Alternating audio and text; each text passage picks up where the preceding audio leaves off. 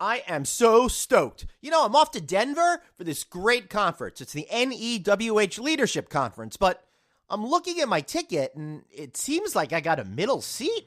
That was no accident, sir. Yeah, but I always get the aisle because of my status. This is much better. With this seat, you get the opportunity to sit between a man on the aisle who will snore the whole time and a lady who probably should have purchased 2 seats just to be safe. Well, at least I don't have to sit next to the lady with that service kangaroo. Do you live, eat, and sleep the hotel industry? Looking to brush up on your game? You've come to the right place. Welcome to No Vacancy, the hospitality industry's #1 podcast, with your host, Glenn Haussman.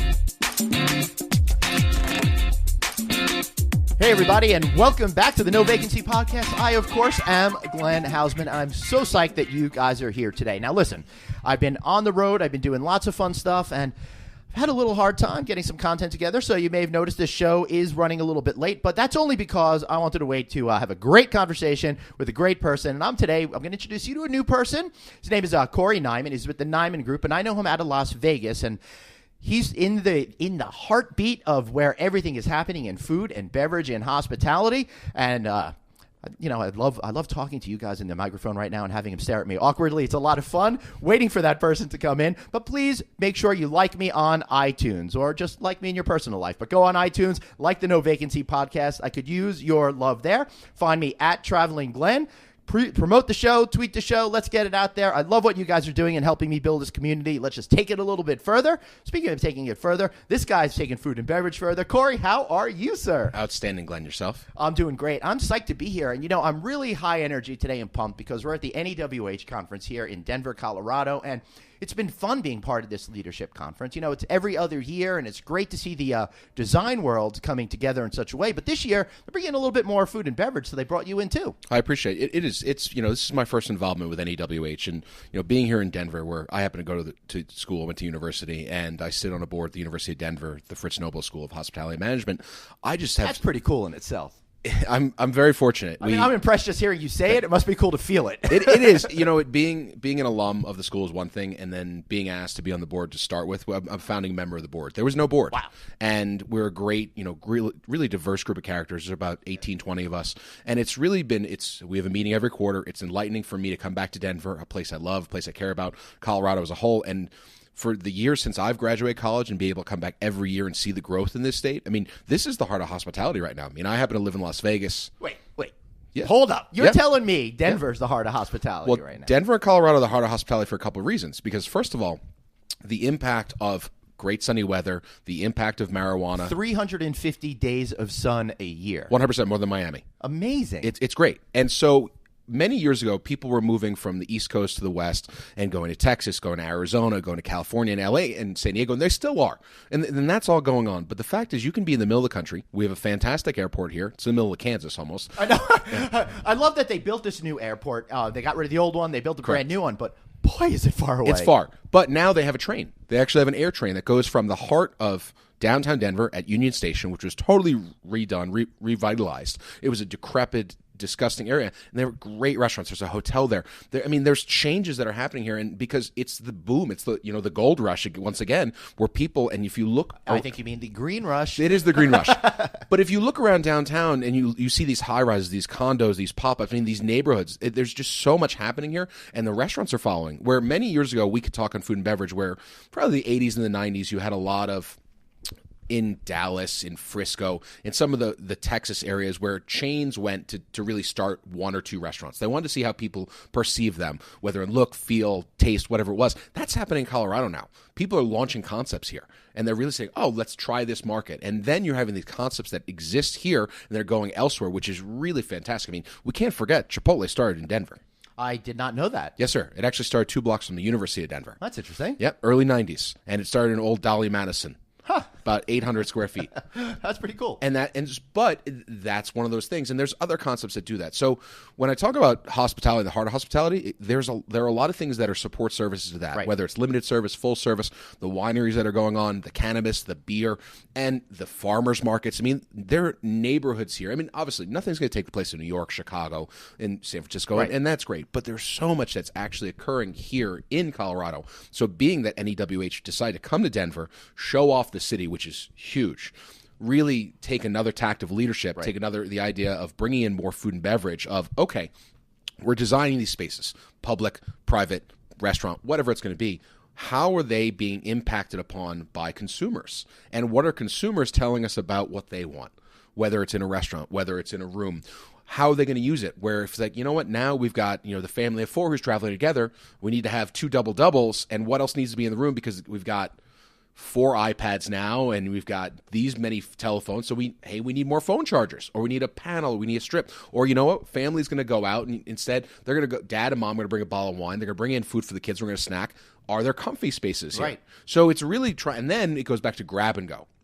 Grab and go is a huge trend, and we continue seeing. You name the market, every hotel is adding a grab and go, whether it's taking the place of a breakfast or lunch restaurant, whether it's a coffee shop, bringing someone like Starbucks or doing it, branding their own, or they say the idea like, you know what, I'm going to keep it open all day, and my grab and go is not only going to be coffee, tea, snacks, but I'm going to do beer and wine there. I'm going to do sandwiches. Yeah, I love that because as a solo business traveler, a lot of times, I don't really want to go through the hassle of having that whole restaurant experience. I really do like grabbing something that I know is going to be a high-quality food item and then go back up to my room and not have to talk to anybody. 100%. And, prime example, this morning I was at, let's call it a 3-star hotel. Stayed there. Perfect. Room was fine. Shower was hot. Bed was comfortable. That's all I needed. There was a full-service restaurant. I really wasn't in the mood to sit down. You know what? I went down the street. I found a Starbucks. I had a quick little snack and a cup of hot tea. I was very happy. And my in and out was 20 minutes because I wanted to make it longer. I could have been in and out in 5. Right. So it's really about the kind of experience we're desiring. It's like, hey, we all have places to go. We all have things to do. And you know what? You say, hey, I want to get back to the room. I have work to do. Or I'm going to a conference. I have 15 minutes. You can't do that in full-service restaurants, nor should we want to do that in full-service restaurants. Right. It's a different type of experience that you're seeking. 100%. And I think that, we're really seeing, the highs and lows of it where the fine dining, high dining, that's going to be there. The middle dining is going away. The lower dinings or the quick serve, that's still here, or the quick experiences. Would you classify quick serve like grab and goes as that fast casual concept, or is it something different? 100%. I think fast casual in there, whether it's a Sweet Green, a Chipotle, a Mod Market, a Pizza Rev, any of those where it's all it is, quite candidly, it's a conveyor belt system. Right. You're walking in. And it's assembly, and it works. Talk to Henry Ford. It went, and instead of saying, all right, we're going to have a black Model T every single time, say, oh, you know what? I don't like olives. You don't have to put olives in my salad, but I can add in, or can I add it? And there's a cost for everything. That's the beautiful thing. Right. We've got a baseline. Great example. I look at someone like Pizza Rev. I love that concept. I've got nothing to do with it. I've heard of it, but I bet a lot of people don't know exactly what it is. Could you explain it? Sure. I first discovered Pizza Rev in Southern California, and basically it was the idea of, just like a Chipotle, where all the ingredients are laid out. I'm sorry to laugh because it reminds me of that Seinfeld episode. Yeah, 100%. And you walk up and you can choose your dough. You can choose your pizza dough. If you're gluten-free, they've got that too. They'll do it separate. And you can and it's one price. That's the best thing. You can throw anything that they have on your pizza. There's no charge except if you want double meat. But you can just put it on there. And so if you screw it up, you screwed it up. But you're going to be proud of it. Yeah. And if you want to make a cheese pizza, you can do that too. And literally, it's just a conveyor belt system. And they're putting it on sauce, cheese, meat, veg, everything. They bake it. It's out in 4 to 8 minutes, give or take, and you have this hot, fresh pizza in front of you. And they've got beer and wine, by the way, so you can't forget it. They've got the Coke machine with the 100 flavors. But if you want a beer and wine, it's probably between $4 and $6. So you've just made date night for people. You've just made after-school meals. That's interesting. I never thought about the date night component of it, but I think maybe even younger people are not as focused on that high-end experience constantly. It's more about connecting in more personal ways, and the atmosphere just serves as a backdrop, not as the main course. You're right. And then it's mine. I made it. Someone made it for me, but it was my decision. And then you look at the decor. It's blonde woods, it's stainless steel, it's big windows, and it's good music. Nothing offensive, and it's colorful and bright, and all these things are going on. But if you said, and they do meal deals. I walked into one the other day. It was 4 pizzas and 4 desserts for $40. And mom could get it or dad could get it. That's unbelievable. It's amazing. And you can get it, bring it home. You have your own wine at home, and you're in your comfortable chair at home, your comfortable couch, whatever it is. I think we're going to see a lot more people nesting once again. People are all about experiences. We know that. But being able to be at home will never go away. And now we saw it after September 11th where people started nesting. Well, And I think what happened after September 11th and was heightened with the Great Recession was that sense of materialism isn't necessarily the way to go. It's all about connecting with each other intimately, one-on-one. I don't mean sexually, I mean emotionally. 100%. Right? And that's right. I think the nesting plays a part of it. You see it in the birth of family suites in the hospitality realm. Definitely. But you see it as people wanting to make their homes the place to hang out as well. Oh, that's it. And, being that it's dual generational or tri-generational. We're seeing a lot of tri-generational again, where it's grandma and grandpa hanging out with parents and the kids and having that experience at home, whether it's the movies, whether it's cable, not connecting, or whether it's having, we've got a backyard, we've got a pool, but we're together. Right. And we're having that chance to be the one-on-one because we are so connected with technology that we are, and we talk about this all the time in the industry where it's technology. Whoa. Technology can never take the place of hospitality. Mm-hmm. And technology will never take the place of a one-on-one experience. And that's what I think we're going to find more and more, because we can talk about generational gaps, which is BS in some regards and true in others. Right. In every generation, there are characteristics of another generation. That's what gets lost in this whole labeling method. That's right. And it drives me crazy, especially one of the things that I say very frequently in my speeches on stage is that the focus on millennials is a red herring, right? We've tricked ourselves into believing that they're so much different than us Gen X guys or the baby boomer type people. But there's a flow through. We all want the same things in life. It's just that we connect with different elements in a different way. And I think that the millennials, they pick up technology quicker, but it doesn't mean that the rest of us are inept and have no interest in the same things that they do. Right. And I think with that, the best thing about generations, each generation shows us something different. And that's great. Where Gen X, we came in and said, hey, boomers, you were wonderful. It was awesome. We're looking at a different perspective. Right at the CEO complex. But there are those people in that generation too. And then these, millennials, yeah, we can lump everyone together. We shouldn't lump everyone together. But the chance is, okay, they're going to just give us a different perspective. They want experiential. Well, I want experiential too. Right. Doesn't mean I want to have materialistic the entire time. And then Gen Z, they're like, wait a minute, we're coming back to it. So instead of saying, hey, now I want direct and, instead of in my face all the time, it's like, I want to have that one-on-one. I want to have this moment in time. It's like, okay, well, I can look at it on my phone or I can snap it, Instagram it, Facebook, whatever you want. But what about the in-person moment? Right. And that's where I think we're going to keep going back, because as we can talk about life and government and technology and all these things, but nothing will ever take the place of human interaction. Nothing will ever take the place of the chance that someone can do a one-on-one experience and I can feel good or I can feel terrible or something's to be there. Or you made me sad. You made me happy. And you have that. And food and beverage has that chance to really make that difference. And one of the things that we've talked about off mic is the idea that food is the one thing that we really can't turn into a technology thing. Sure, you can have an iPad to order from, but I'm talking about the way that we connect to each other as friends, as family, as people just meeting for the first time is more increasingly, I think, over food and beverage than doing any other activity. 100%. And being able to share a meal with someone is timeless. It really is. And then you can discover so much about a person, their manners, their mannerisms, their culture, how they experience. Do they know this ingredient? Do they not know this ingredient? Is it a dish from around the world? And then we're able to go back and forth with these people. Say, wow, have you ever tried that? Did you have this? And then that emotional connection to the food. And then our memory will be like, oh, you know what? I had that cup of coffee with Glenn, and it was this pour over. We happened to be in San Francisco that day. It was on the corner. Like, wait a minute. This is special. And so then we can look back, and then you're like, you know what? Corey and I had that coffee in San Francisco. I'm going to take the wife. We're going to go next time. And then it just keeps ticking off. And then it's shared and it's shared. It's not necessarily shared. Forget the social mediums and medias. We're sharing it. I was talking, Corey, you're going to San Francisco. I got a spot for you. Right. Yeah. It's like, hey, you're coming to Vegas. Great. And we can talk about, and we'll bring it back to Vegas if you want. We will. Good. But, and it's all about the senses. Is it senses or sensory overload? And we talk a lot in our organization, is it good or good enough? It's so funny when we talk about that. People are like, wait, what do you mean good or good enough?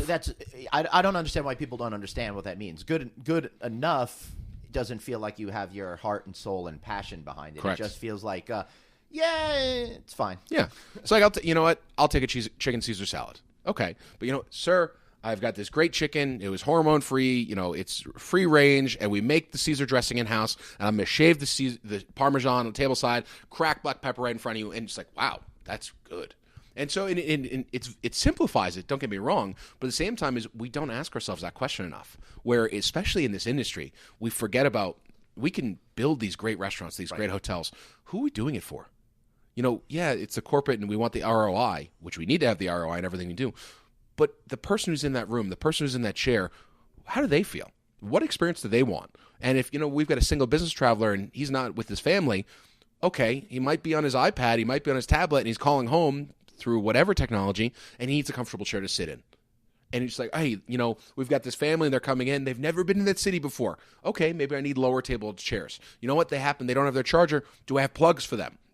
All these things that go back to hospitality and guest service. And those are two things that are not lost. They just need to be rediscovered. Right. And let me give you a little fill-in on why Corey here knows so much. The Nyman Group has been around for 35 years, and though you don't know them as a household name, the major players in the hospitality industry sure do. They've been consulting, helping, and driving the direction of food and beverage in the hospitality business for those 35 years now, so you do know what you're talking about. We try. Our whole thing is, we're only as good as our last project, and we never seek out the glory. Our glory is making sure our clients are happy, make sure they get all the publicity, and make sure they have a successful operation. Right. So it's kind of like you're like me. I do a lot of ghostwriting, and people have no idea that it wasn't the CEO of XYZ company that wrote it. It was just poor little old me. It's the same thing with you guys. 100%. And for us, we're all about our projects, and we stand. Everything for us is referral based. Yes, we do speak, we do write articles, and we're very, very proud of that.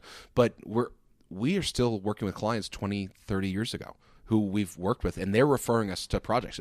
We have a client who we'd worked with 21 years ago who just referred us to a project. Wow. And to have that good standing, that name. I'm amazed that you did a project with someone 21 years ago, and they went, oh, and remembered your name. 100%. That shows what kind of an impact you make. Well, and it all goes back to our president, my father, Robert Nyman, and what he really said is the baseline. And his first consulting project was for A.N. Pritzker when he worked for Hyatt Hotels. And that was in the late 70s. Wow. And really that set us on our way where we go through the same methodology. And yes, different technologies and different steps and different education and constantly improving because it's a lot different than the 70s. We know that. But it goes back to the root of hospitality. We ask the 5 questions. What does our guest need? How are we going to get this done? Why? All these other elements. And then at the end of the day, we talk to them saying, what are your expectations? And we want to make sure we do realistic expectations. We always set the dream phase. We always create the dream phase. That's a big thing for us. Say, if you were building a new hotel, if you're building a new restaurant, what would you want? How would you do it? Great. No, and there's no wrong answer for that. Right. Disney calls that the blue sky part of the project, where nothing is off limits. Let's dream as crazy as we can. Correct. And we've got a little history with that tiny little company, which we really can't talk about. Sorry, guys. No, that's a problem with you guys. You really can't talk about anything. I know, exactly. You know everybody, you've done everything, but you've done nothing. Right. Well, but the funny thing is we don't stand on ceremony, though. We're always willing to have that conversation. We seriously are only as good as our last project. And, I could go up and speak today in front of a couple hundred people, and that's going to be great. Don't get me wrong. But it doesn't matter. It doesn't matter until we work with our client and give them what their expectations are. And so, our clients are diverse. We're creating a new steakhouse in one city right now. We're doing an analysis for a casino food and beverage program that has $70 million in total sales. We're working with another project and analyzing bringing a celebrity chef for them. And then we're looking at another one who's looking to bring a hotel to Vegas. And working on their food and beverage program. So it really just depends on where we're needed. And thank goodness we're Swiss Army knives. We've got these different tools where Robert really started in the back of house and systems and purchasing and culinary, because he does have a nutrition degree from NYU and culinary background. I really was more the operational face in the front, and then training and development. And my brother Craig, who's with us as well, PR, marketing, and operations. And you guys also might know Craig Nyman from a previous show. He happens to have another job booking all of the acts for the Amazing Life is Beautiful festival that's held every fall in Las Vegas. So I would urge you to go back into the catalog and listen to that show, because it's a fascinating look at how do you touch into the next year's zeitgeist of who are going to be the hot bands, and really understanding what an audience is going to want to see many, many months, even a year in advance. So pretty cool. Go check that out. Okay, back to food and beverage. All right. So thanks, Glenn. So in terms of food and beverage, everyone say, oh, hey, what are the trends? What do you mean, what are the trends? We can talk about the trends, and I'm going to talk about the trends, but it's almost March. It's February. It's March. And we've hit Q1. We're almost done. Right. Okay, where are we going at the end of the year? Where are we going for 18? Because and a lot of fiscals are ending. So great. The planning's happening. It's already there. Where are we going to spend our money in? So we talk about what's hot. Again, limited service, quick service, bold flavors. We talk about Indian. We talk about Peruvian. We talk about Hawaiian. These things, food that's, some of it's recognizable. Some of it's very recognizable. But then you're like, okay, what about this? Well, soy sauce. Okay, the whole gluten-free trend and allergens. People, right. And we go back and forth and we keep going. Then you're like, okay, great. Where's food going next? Well, where would you like to go? And then we can talk about local all day and all night. And what does local mean anymore? We talked about the locavore movement. We talked about the slow movement. But local is like, is local in my town? Is local 25 miles away? Is it 100? State? Exactly. Yeah. And so is it regional? So it's really, we need to be, it goes, in our opinion, it's truth in food. What is true about our food? And whether it's going to be hormones and antibiotics, whether it's going to be vegetables, whether it's going to be proteins, whether it's going to be new flavors, but what is it? Is it real or is it not real? And so we keep taking that next level of, where do we want food to go? Right. Now, speaking of where food is going to go, one of the things I find is that, you're telling me XYZ foods are going to be popular this year or next year. Who's driving that trend? The people or the chefs? How does that all actually happen? There are a lot of prognosticators, and they're all around, and most times they're wrong. Yeah. They really, some people are just pulling it. Except talking about chicken and waffles, because that's the great trend. Well, chicken and waffles is a really good trend. And like, I'll give you a good example. There's a trend that occurred last year, and it's been around, Nashville hot chicken. Mm-hmm. And Nashville hot chicken's good. Right, KFC had it for a while. I mean, it was there, and then exploded, and it's kind of faded away. But that's the funny thing, though, Glenn. Nashville hot chicken has been in Nashville and Tennessee for many years, and there are all these little hot chicken restaurants opening, all of them, one in Brooklyn, one here, one there, and then KFC hops onto it. Okay, well, KFC is a multi-billion-dollar, with Yum Brands, billion-dollar company. They did their research, and they rolled it out, and they did their menu development, recipe development, and then it went mainstream. So basically, Nashville hot chicken jumped the shark. Right. So it's the same as like bacon. We can talk about that. I mean, bacon martinis, bacon everything. Exactly. And do I want a bacon martini? No. Do I want a chocolate-covered bacon? No. Will I try it? Sure. But some people who, and again, this is the funny thing. We talk about the coasts, the middle of the country, and where trends and food goes back and forth to. Some people are still seeing this for the first time. Some people have not had. Some people don't know what Hawaiian poke is. That's unfortunate. Of course it is. But in true Hawaiian poke is fish that's been marinated in the shoyu and the soy, and it's got the onion and the green onion, the sesame seeds, sesame and all that. Great. The trend right now are poke bowls. They're not poke. Right. It's great. It's fish in a bowl with sauce that's been mixed real fast. Yeah. True poke has to have the fish slightly marinating and sitting in flavor so everything comes together. So that's one of the trends. This is a trend that's actually happening. Bowls. Food in bowls. Yeah. I mean, we did this 3 years ago. We created a concept, which we won an award for, and it was amazing, but now it's just a vessel. Whether it's rice in the bottom or noodles or lettuce, whatever it is, it's just another vessel, just the same as bread is a vessel. Right. And sandwich shops. So, I mean, it's a convenience food at this point, but in order putting food in a bowl, it's the conveyor system. It's the same idea. So, great, you get to pick all these things that go on top of it. And there are these themed bowls they might have in every venue or themed sandwiches, but you can create your own. So that's a trend that's sticking. Interesting. So we're talking about that idea. One of the constant themes I talk about is mass customization, and you're playing into that whole theme, being able to design something specifically to your likes. It's pizza or ramen noodle soup or whatever it might be. So that's fascinating to me. Now, how do you know, or can you know, if something's a trend or it's really just going to be a novelty like that hot chicken? Well, I think, we're fortunate to travel around the country and travel around the world, live around the country, and we speak to people in different parts and say, hey, what's hot? What's happening? What was the latest restaurant to open? What was the latest restaurant to close? And then we're discussing with chefs. We're discussing with farmers. We're meeting with some of these spice companies and finding their demand. I mean, we sit down with, whether it's a grain company, say, hey, what are you getting? What are you hearing from? Or what would you like to push? Or what were you long on? I didn't know that there are all these quinoa fields that happen to be in Alberta, Canada. No idea, because quinoa came from Peru and moved up. Blah, blah. And so we discovered, and so it's really just saying, okay, what's been happening? Then you find that one chef who's doing it. Okay, ramen. Okay, why did ramen work? Ramen worked because it was flavorful, cheaper cuts, quicker, went for years. And I find it to be light. You don't feel weighted down like all those burger joints. Correct. And so, but you could also customize ramen. But at the same time, why did the base of ramen, you had to make a soup or a proper stock for how many hours? 12, 18, 24. So it was preparation. Right. So it's really making sure, okay, I'm going to have this quick food for you, bowl of ramen in 2 minutes, the noodles and everything, but I'm going to take my 12 to 24 hours to make it so it's preparation. Right. So we go back to, great Vietnamese. Vietnamese is extremely hot right now. Yeah. Pho shops. Yep. There's pho everywhere. Right. And pho, for all of you that are out there that aren't quite sure, that's where you see PHO is pronounced pho. Correct. Very good, Glenn. Thank you. And I just figured that out. So I'm very proud of you. Like I knew it all the time. I'm very proud of you. Very proud of you. But pho, in order to get that those rice noodles, and depending on what vegetables you want in there or what meat, you have to have a proper broth. And in order to make a proper pho broth, it's 12 to 36 hours. And it's flavorful, whether it's just Vietnamese cinnamon or the star anise or whatever. And everyone's got their own style, but that has to be prepared in advance. They're going to serve it to you within 2 to 5 minutes, but it has to be prepared in advance. Just like these pizza concepts. You can't make dough in 5 minutes. You have to make dough and let it rise and let it rest and go through. So that dough process is going to take 4 to 12 hours. So we're talking about all these quick serve foods and great, but we have to have it all prepared and laid out. Right. So it's quick serve, but long preparation. 100%. 100%. Interesting. But there has to be a method or a madness. That's really, so it's going back to all these, whether it's a banquet, whether it's a catering opportunity, whether it's a restaurant.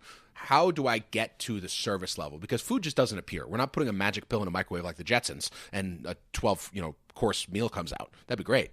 But truth in food, someone has to bring in the food. Someone has to cook the food. Someone has to prepare the food. Someone has to set up the food. Guess what? We also need labor for that. Right. We need to make sure, can we pay our people? Can we afford to pay our people who are working for us? And can we staff a restaurant?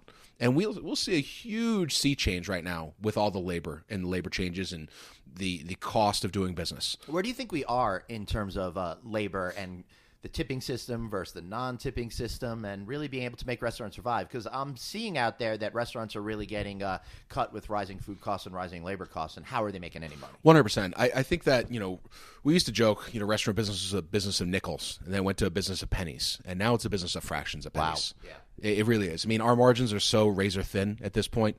You look at any major city, there are restaurants closing down left and right, whether it's because leases are going up in cost, whether it's because of labor and I can't afford to pay someone. Probably a combination of all of that kind of stuff. 100%. Mm-hmm. I mean, you look at a great example, you look at McDonald's and what they've done, kiosk ordering. Yeah. We spent some time in Canada doing work on projects, and every single McDonald's up in Canada currently has kiosks. I have not yet utilized that at McDonald's. I don't know if it's functioning to me not typically visiting McDonald's, right? Which I do love the good McDonald's breakfast at the airport. Everyone does. But I do worry for the labor pool in the country that we're going to get to this automation point and lose some of that personal contact. We're there. We're there right now. I mean, a good example is if you go to JFK, go to LaGuardia, go to Philadelphia, any of those big airports. Yeah, OTA it has really done a great job at taking out a lot of the labor and making everyone order on iPads, and then they'll deliver it to your table. Correct. However, there's a problem, and that's great. Forget the human interaction because that's the biggest thing. But good example is at Philadelphia International Airport recently, went to this restaurant,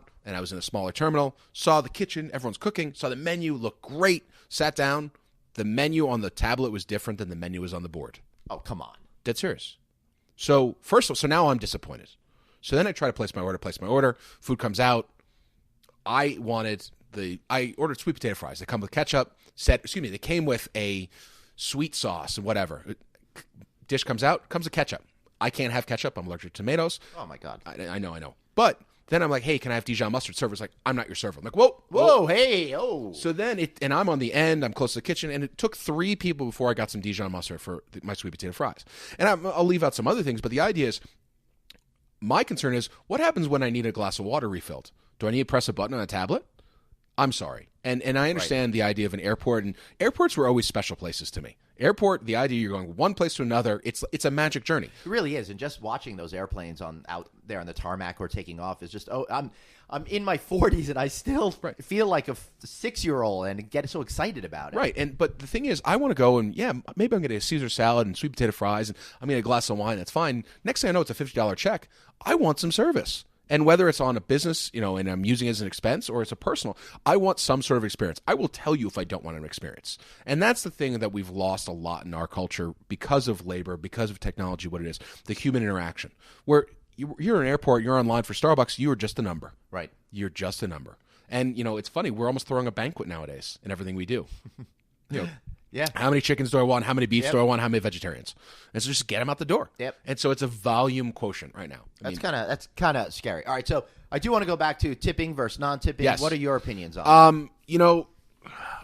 I don't personally like tipping being included in the check. I understand why operators are doing it. And as an operator, if I did it to offset what I have to pay my staff, I'm all for it. Right. And I should set this up by saying there's a huge disparity between back-of-house pay and front-of-house pay. And it's really hurting the industry in the sense that a lot of great people that would have become great chefs would rather just go and be a server because they can make a lot of money. It's true. And I mean, listen, I remember managing a restaurant and making $30,000 a year, and my servers were making $120,000. Holy shit. As a server working 35 hours a week. Wow. And it's tough to digest. So I think right now there is a huge disconnect, and I have cooked, I have spent time in the back house, and there was always that disconnect. And so we either make the decision to pay people more, split the tips, or figure out what we're going to do. And right now there are enough people coming out of culinary school who $40,000, $50,000, $60,000 in debt who can't get a job. Right. And those are the types of people that I'm specifically talking about, right, that want to be back of house, but they can't be. You're right. And I think some restaurants are getting it where they're putting everyone on the level playing field, and they're sharing in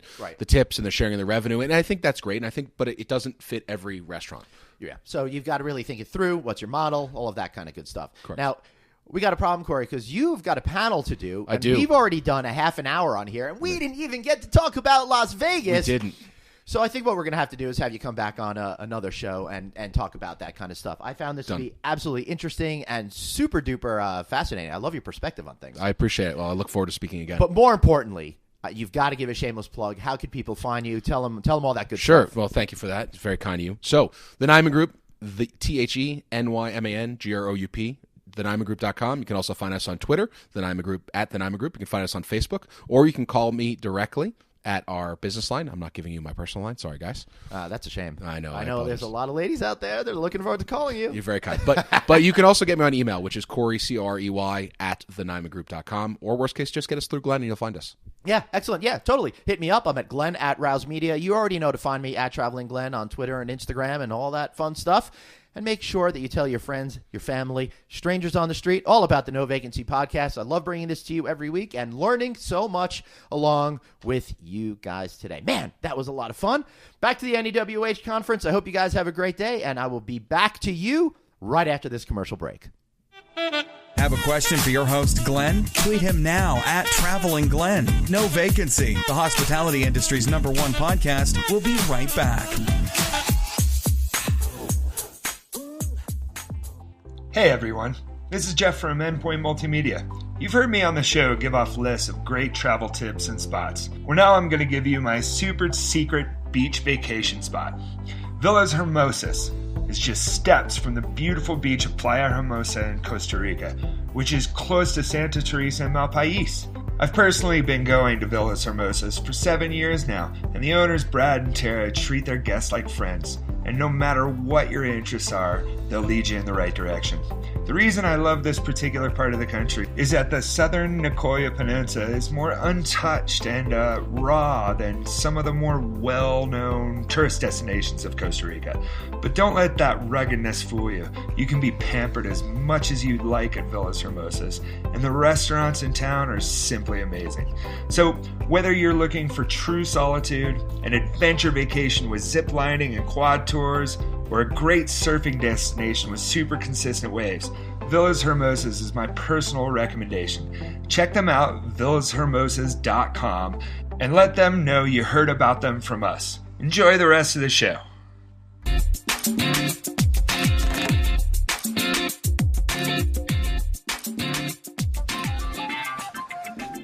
Excellent. So I gotta warm up to this interview because I gotta tell you folks out there listening, I'm a little bit nervous. I'm a little bit scared. That's right. Because I'm talking to someone who doesn't know this, but believe it or not, I was very intimidated as a young guy entering the hospitality industry to even talk to this guy, let alone interview him. And this is my first real, genuine conversation with Mr. Tom Corcoran, who's the chairman of the board with Felcor Lodging Trust in my more than 20 years in this business. Tom, very strange that of all people, I'd be freaked out by you. Yeah, because I'm not known as being scary to most people. No, to you. I straight. The more I get to know you, the more I'm like, what the hell was I thinking? And it just makes us realize about how far up in our own heads we can get sometimes, and how we could warp reality and what's really going on to fit our own personal narrative, which is a very strange thing to me. Yeah. Very true. Yeah. Okay. So I am here with Tom Corcoran, and he is the chairman of the board of Felcor Lodging Trust. And for a lot of you folks out there listening, specifically all you guys on my Road Warrior side of the audience, you don't have any idea who this gentleman is. But we're going to get right into that. But I want to say he's also a Lifetime Achievement Award winner recently at the America's Lodging Investment Summit, which was held in Los Angeles in January. And he was given this Lifetime Achievement Award because he has achieved so much in his life, building this company from nothing, starting in the hotel industry at the age of 14 and creating one of the first ever REITs in the hospitality business. Tom, I'd appreciate it if you could share a little bit with us. What exactly is a REIT for those folks that may not understand this basic thing that you and I take for granted? Yeah, a REIT is a real estate investment income trust. It was actually, it exists under the IRS code, and was passed during the Eisenhower administration as a means by which the average person could own a piece of stock in real estate without having the day-to-day burden of owning real estate. And as you know, real estate generally has been owned by rich people. And yes. This was a way by which people could own different classes of real estate businesses. And then if they wanted to get out, they could just sell their stock. They were intended as dividend instruments. So the REIT doesn't pay corporate income tax so long as they distribute 90% of their net income. That's it. That's a really good way of describing it. Of course, you would be the best to describe it since you created one, have been living it for most of your career here. So I love the idea of a REIT because I am one of those guys that can never afford big real estate. This little house that I have here on Long Island is my big real estate play of my lifetime, and I've always wanted to get into the hotel business. And it's cool to know that I could buy some shares of the stock at Felcor or another REIT that's out there, and there are several, and feel like I'm participating in that fun and exciting business. And it's one of the aspects of the business I don't think that a lot of people consider as part of the hotel industry when they're outside the financial circles like we are. We think a lot about customer service and the branding aspect of it and the fun travel part of it, but not the fact that it's an actual real estate investment. And that's really where a lot of the money in this business is made. Isn't that correct? Yeah, and it's interesting. You've watched a trend occur mostly, I'd say, through the early 90s to today, where historically most of the major hotel companies, up until probably Marriott in the early 90s, split off their real estate companies. That, you know, that people see the hotel business as basically in two silos: the operating silo slash management, and the real estate piece. But historically, they were all combined. And since the early 90s, you've seen a switch where most of the major hotel companies have become pure operating plays, spun off their real estate, and are primarily managers and franchisors. And most recently, Hilton Worldwide did just such a thing, splitting their company into three divisions, one focusing on real estate, one focusing on the brand, and another focused on the timeshare component. But you started Felcor along with Hervey Feldman, who's also the founder of Embassy Suites, back in 1991, growing from one hotel into a publicly traded company that you are today. What was it like chartering, I would say, relatively new territory in the hospitality industry to create something that wasn't commonly known or accepted back then? Yeah, we did it the traditional way when we did our first hotel, which was a Holiday Inn in Dallas, Texas, that we bought from the FDIC. At about that time, about 25% of all the hotels were owned by the federal government through the savings loan crisis and other things. Mm-hmm. And so they flooded the market with lots of hotels, so people were able to buy hotels for cents on the dollar to the replacement value.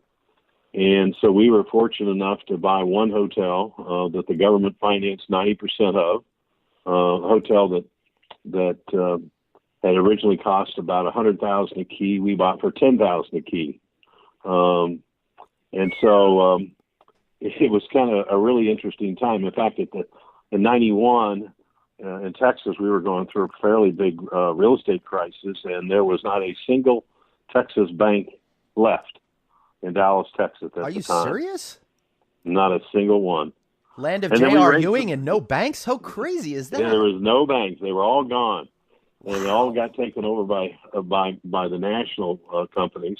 And we raised the money the old-fashioned way. We went to doctors, lawyers, and Indian chiefs to get enough equity to put up to build the hotel and provide the money for doing a product improvement plan for the hotel.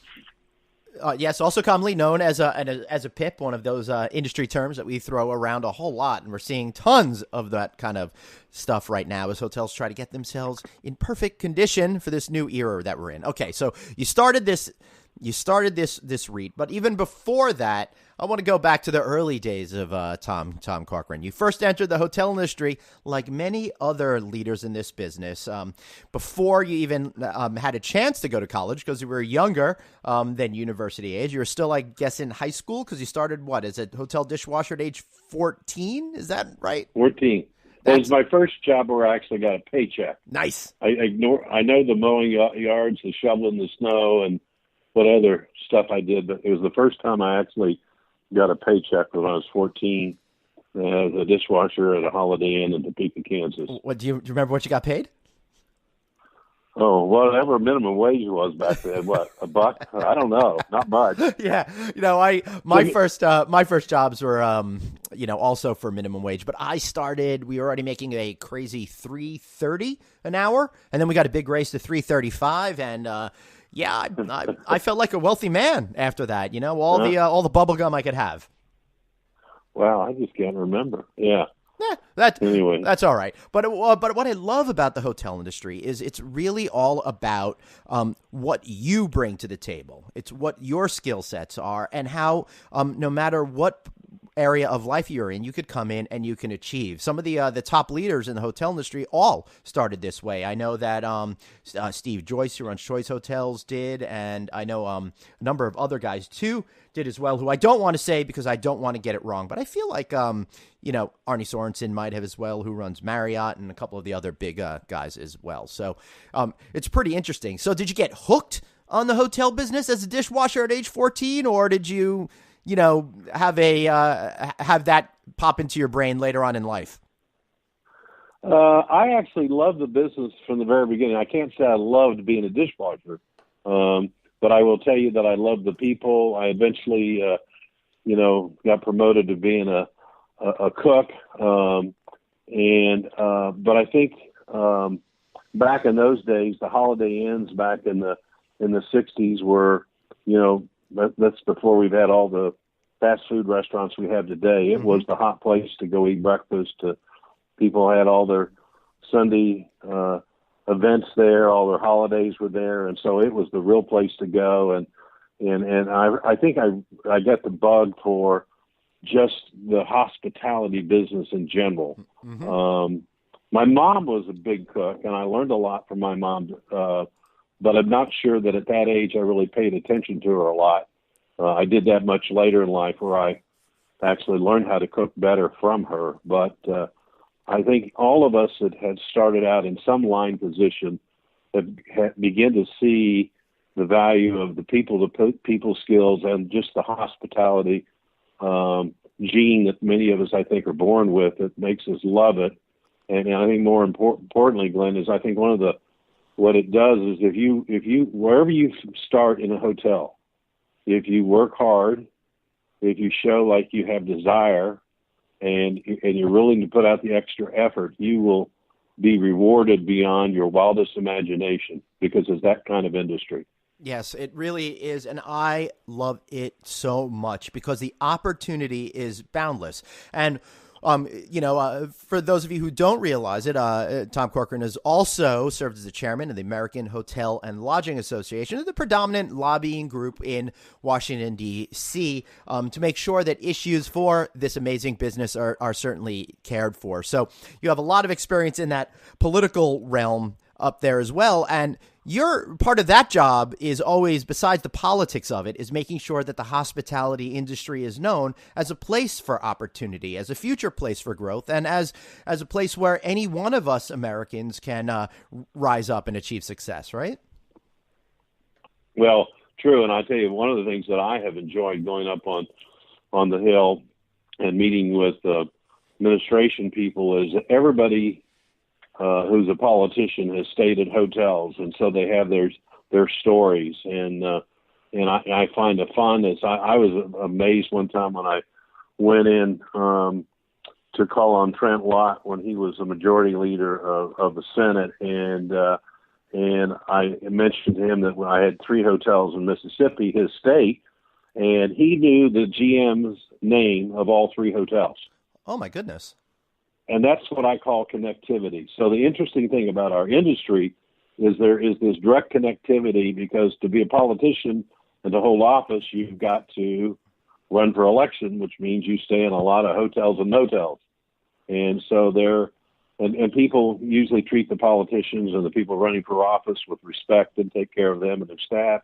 So there ends up being a fairly strong connection between the hotel people and the politicians. Yet at the same time, I feel like there's some sort of disconnect between the politician's personal experience and then the policies and the legislation that wind up being enacted that don't always benefit the travel industry. Why do you think there's that disconnect sometimes? Well, I'm not sure exactly what you mean in terms of I mean, I think that there are most people that we usually get fairly good bipartisan support when we're trying to do advertising or marketing for the U.S. and for tourism in general. Very true. But I would also say that that's more recently within the last 10 years or so, more since when you became chairman of AHLA than previous to that. Yeah, and I think before people didn't recognize that one of the best exports that we have is tourism coming into the U.S., and people don't see the direct impact that if you have tourists coming in, it's the greatest export we got. So it's interesting. We're always talking about imports as one of the big problems, but we want these people, the international tourists, to come into the U.S. and enjoy America. And I think there is a much more respect for that part of it. And I think the other thing is, I think there's since the service industry has been on a fairly high growth rate compared to other industries, there's also more respect today for the number of jobs that we create for people and the opportunities for people to work. And we've been, as you know, on a fairly positive RevPAR growth for the last several years. And all of that has meant more employment in our sector, and people do understand that we do provide a lot of jobs for people. Yes, and let me throw out a couple of statistics that I'm sure both of us know, but our listeners would be curious about. About 1 in 8 jobs are directly or indirectly related to the travel and hospitality industry. And not only that, but when you're talking about the expansion of the hotel industry, it has been the largest increase of employers around the country is the travel and hospitality business. So more hospitality jobs have been added than in any other business sector during the time since the Great Recession. So pretty impressive. The travel industry is super duper important to our economy. But Tom, before we got on the mic, we said, were we going to talk about this? Were we not going to talk about this? But the changing administration that may or may not have a deleterious effect on the overall state of the hospitality industry. What do you think some of the challenges are, and what do you think might be some of the solutions out there for us to make our way for the next 4 or 8 years? Well, I think that the stock market and businesses in general has been encouraged by the talk of potentially lower taxes and more spending, and so there has been a fair amount of positive view, and the stock prices of both the operating companies and the REITs have risen since the election of Trump. I think that the issue of the uncertainties that people are also dealing with is where we finally come down on trade. If we have a trade fight, if we end up having that impact on the embargo, the impact on immigration. So one of the concerns over the last weekend is on the presidential order was exactly how that's going to impact travel and tourism and people coming into the United States, and the answer is we just don't know. But but clearly the perception of the United States as a great, welcoming, great place to come, and how that kind of all comes together, along with the other effects that may have positive effects on the economy, overall it should be good, but there's the unknown that I don't think any of us can actually predict exactly how things are actually going to get done. That's absolutely right. We have no idea how things are going to get done. It's going to be interesting to watch this story unfold. One thing I did right after the election, I would encourage everyone to check out my YouTube channel. I shot a video on 4 questions we have to ask in regards to the Trump administration. And one of them is, what is its effect going to be on hospitality and tourism for foreigners wanting to come to the United States? So we're going to have to see how that plays out. I know I'm not going to be able to get you to give me a specific opinion on which way you think it could go, but I know that anything we can all do to help promote tourism here is going to be beneficial to all Americans. Right, Tom? Absolutely. Okay, so let's talk a little bit about how the hotel business has changed in the years that you've been in it. Not necessarily since you were age 14 washing dishes, and not even necessarily since when you opened that first Holiday Inn in Dallas when you started Felcor with Hervey Feldman back in 1991. But in the last 10 or 15 years, how much has it changed to you, and what are some of the new opportunities and challenges that you face, that you think we're facing going forward?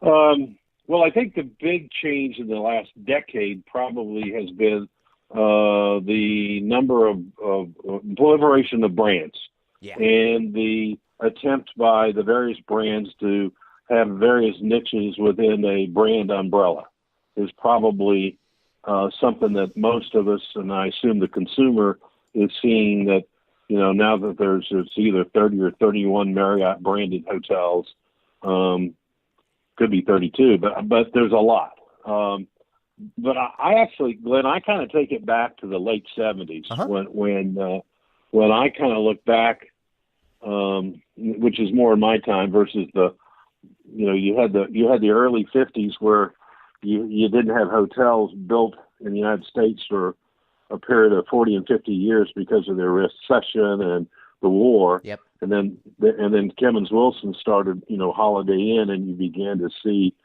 motels crop up all across America along the interstate highway system. Late 70s, you began to see another trend. This other trend was you saw the first Embassy Suite, which was started originally as a Granada Royale and merged into Embassy Suite, which offered a free cooked-to-order breakfast, a 2-room suite. And at the time, that didn't exist before. And that was a different hotel experience for people. It's hard to believe that Embassy started that. And I've even heard of Granada Royale. That's pretty interesting. Yeah, Granada Royale was actually started by a fellow by the name of Bob Woolley. He started in Phoenix, Arizona. And like a lot of deals that start in life, he was not a hotel guy. He was a plumber. And this plumber took back a hotel because he didn't get paid, and tried to figure out what to do with this building was supposed to be an apartment building, and decided to call it the Granada Royale, and that's what started the all-suite business. Oh, cool. And, of course, Embassy has basically dominated that business ever since the late 70s, early 80s. The other business that started, and again, by a non-hotel person, was Residence Inn, which was started by Jack DeBoer, who was an apartment developer who had an apartment deal that didn't work, that he tried to figure a way to do something with it. And he actually started a business that, today there's 800 of them. And what's always amazing to me is that, I can remember back in the early 80s, I happened to be involved with it, partly because I was working at Brock Hotel. We actually owned 80% of Residence Inn at the time. And Brock Hotel was what you did prior to Felcor. That's correct. Right. And Bill Marriott was interviewed, at one of the industry conferences about his extended stay / Residence Inn going to be around for long. And he said, no, it's not going to last that long. But he obviously later bought the company and changed his mind. But so a lot of these new concepts that had come out that I call revolutionary to the hotel business have been started by non-hotel people. And today I struggle to see you've seen limited service that started popping up in the late 80s. You begin to see a lot of people, come off with little niches and more boutique. But I haven't seen anything as innovative as either the all-suite hotel business or the extended stay business in the last 30 or 40 years.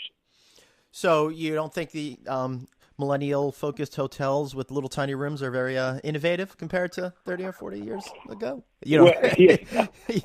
You don't have to answer that directly. Well, no. I mean, I think it's probably. I don't think there's such a thing as a millennial hotel. I don't think hotel experiences are defined by someone's age. Although I'll tell you a funny story. I was in New Orleans and I went into a new concept that Marriott's doing called Moxie, which is a brand that's I assume is perceived to be a millennial brand. Yes. So when you go in, there's no lobby in the traditional sense, and the bar is where you check in at the hotel. Nice, I like So that your idea. your bartender is your front desk clerk. So I'm walking around the hotel, and there's a vending machine. So they don't have a what do you call them? Not a snack bar, but sundry shop. Typically they don't have one. So they have this vending machine, and inside this vending machine is some hand cream, I look at it. I said, I can't believe.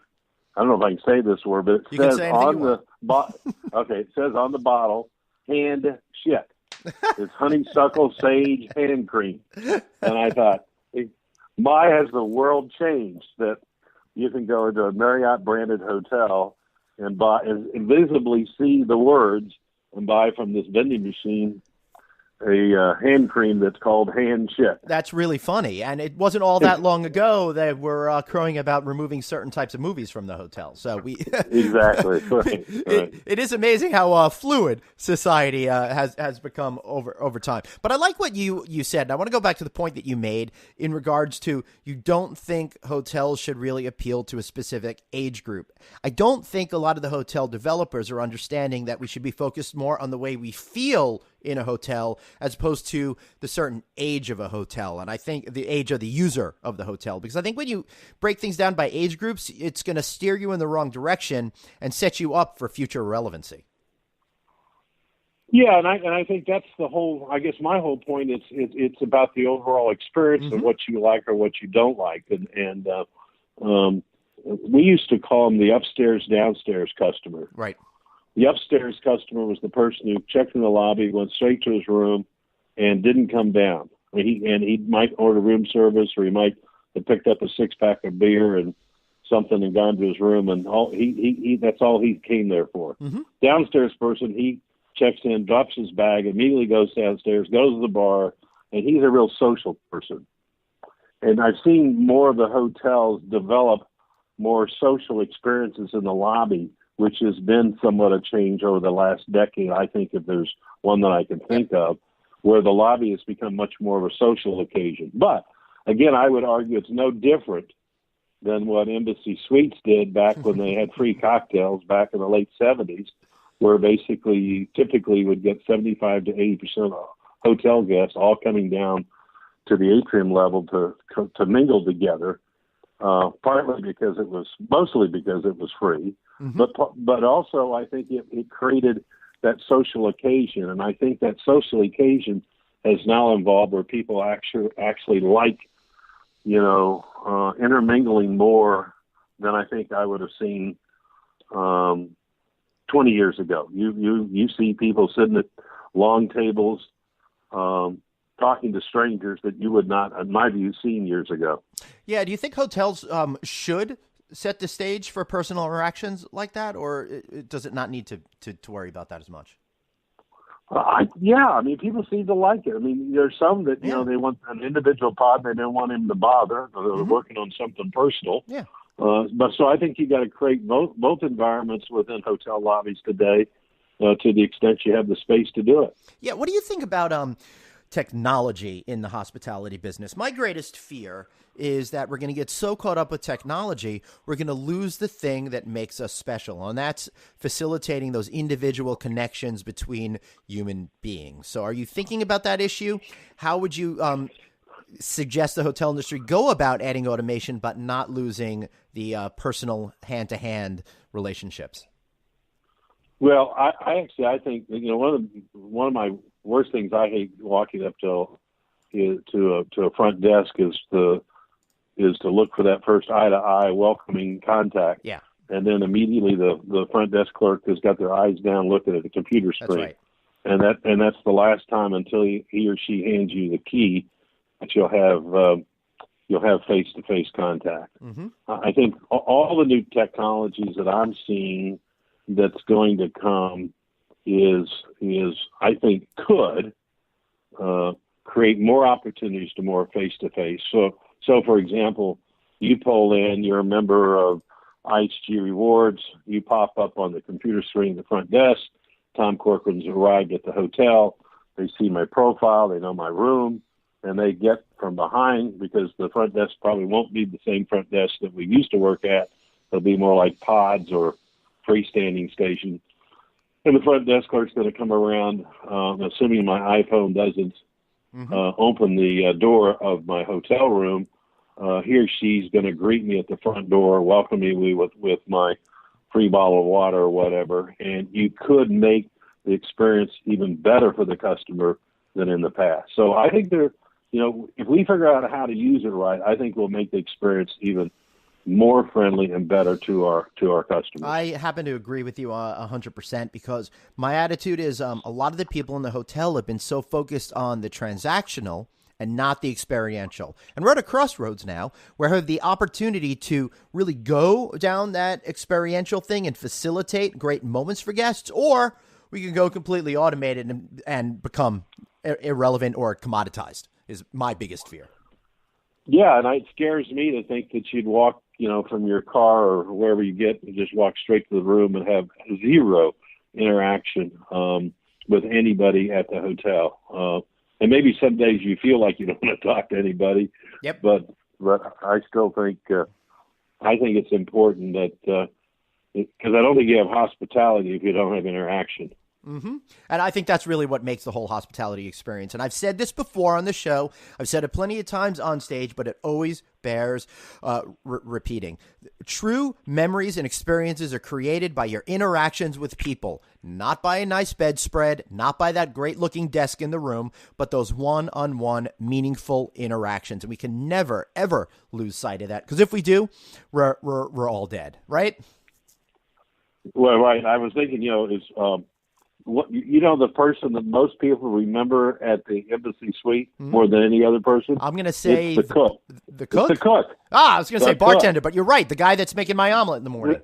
Yeah, and that cook's a great cook. He's got that great personality. Mm-hmm. It's in the that cook. I've seen some fantastic cooks with personalities that people just absolutely love. Yeah. So that's a great tip right there. If you're a hotel owner or operator, invest in great people that have direct interactions with the guests, such as the bartender and that morning cook. All right, Tom, before we wrap up, you've been around the block a couple of times. You've got lots of experience. What would you tell all of those young folks that are coming up, want to make a life in hospitality or have embarked on a career in hospitality and want to look back and say, I did just like Tom did and got to a great place in life?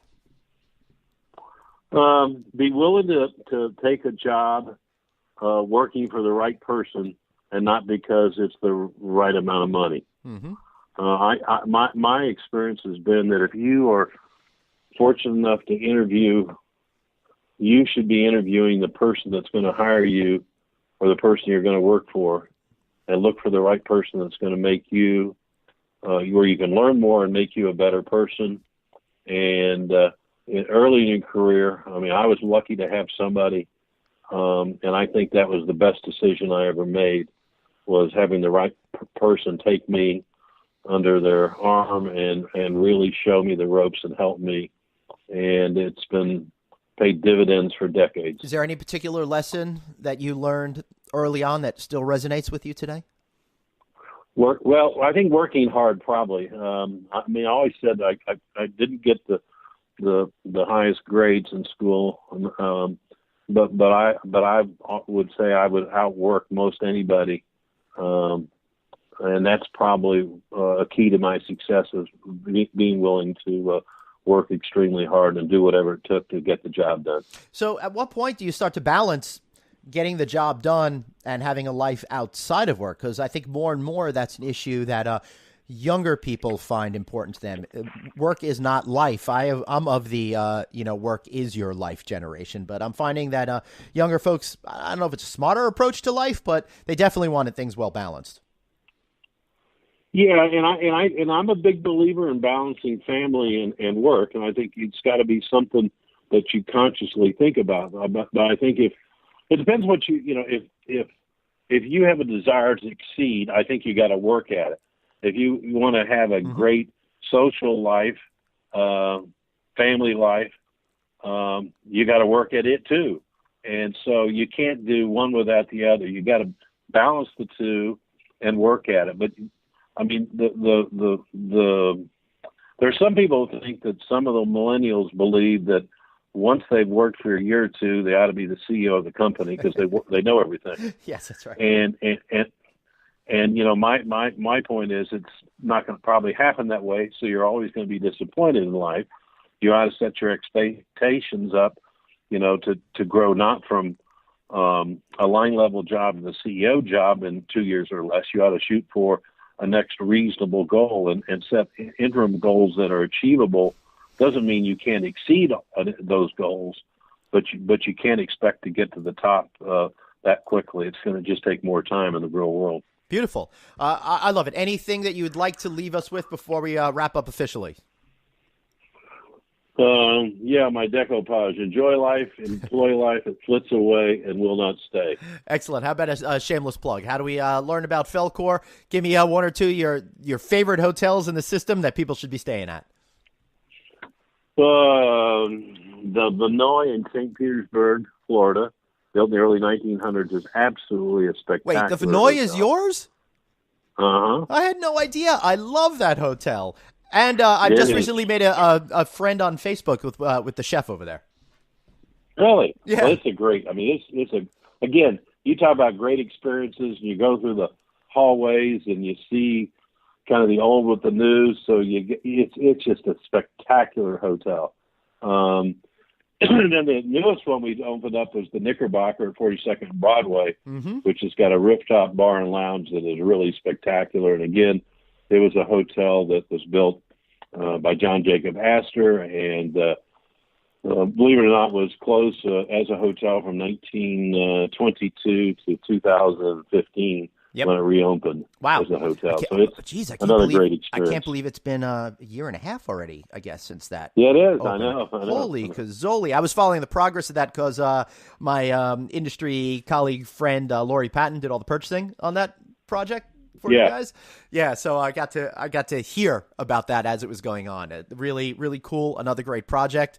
And Felcor Lodging Trust, I suggest you guys look at them. They are a hospitality industry REIT. Like we said at the beginning of the call, if you're interested in investing in the hospitality industry, check these guys out as a good real estate play. Now, I'm not asking him to make any comments on that. That's my recommendation because I think you probably want to keep clear of pushing it in that kind of way, right there. Right, Tom? Anything else? All right. Great. Well, I want to thank you for being here with me today, and I want to thank everybody for listening today. What a great time I had speaking to Tom, and I'm glad that I am now over my fears, and the next time I see you, I'll be able to handle being in your presence a little bit more. So that's it for me today. I want to thank you for listening to the No Vacancy podcast, and I will be back next week. That is, unless I decide to get a job cooking eggs at the Embassy Suites. Thanks, guys, and see you next time. Thanks so much for listening to No Vacancy, the hospitality industry's #1 podcast, with your host, Glenn Haussman, online at Rouse.media, on Twitter at Traveling Glenn, and on Facebook.com/Glenn.Haussman. We'll catch you next time.